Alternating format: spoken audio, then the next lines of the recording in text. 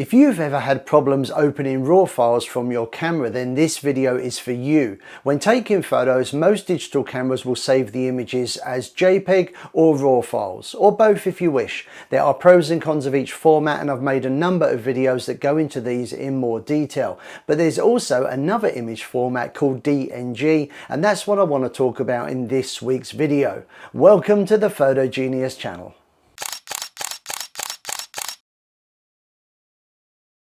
Hi, Paul here from Photo Genius. Welcome to my channel where I like to share photography tutorials, tips, tricks, all designed to help you get more from your digital camera so you can take better photos. If you are new to the channel, please consider subscribing.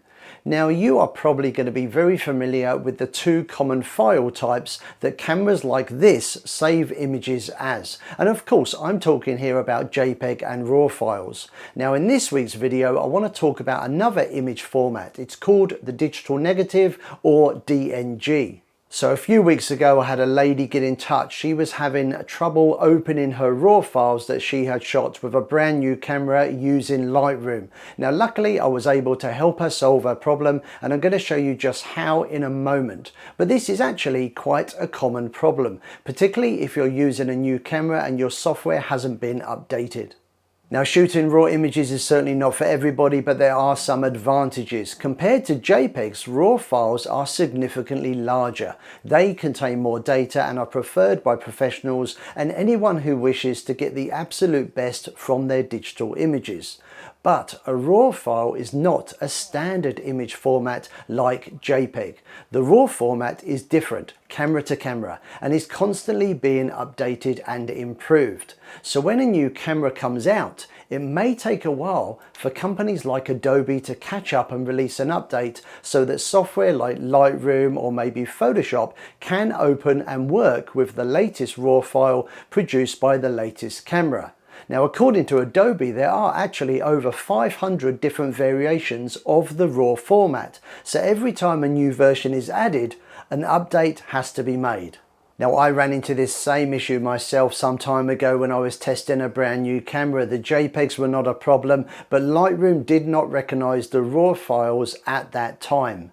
Now, the solution is actually quite easy. All you need to do is convert the RAW files into DNG files, and in a moment I'll show you how it's done. But before I do, let's take a quick look and a deeper dive into what actually DNG files are.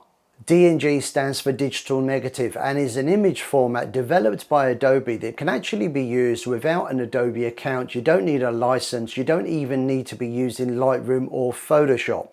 Now, DNG files are also generally smaller than RAW files, but without any noticeable difference in the image quality.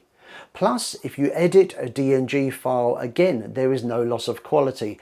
Unlike with JPEG files, which are compressed files, every time you save it, you lose data.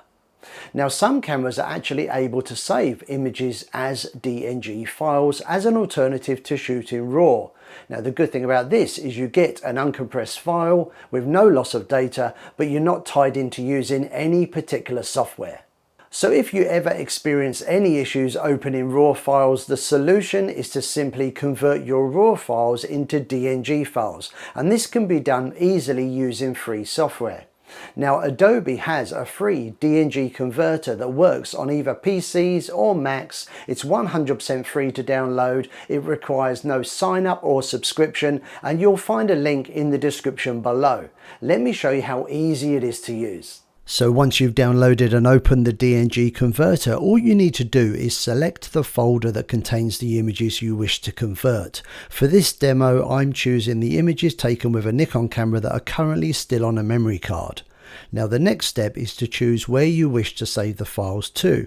I'm going to create a temporary folder on the desktop. There is also an option to rename files if you wish, but I'm going to skip that and click on Convert. Now, this of course may take a few minutes depending on the number of images, and it's as easy as that.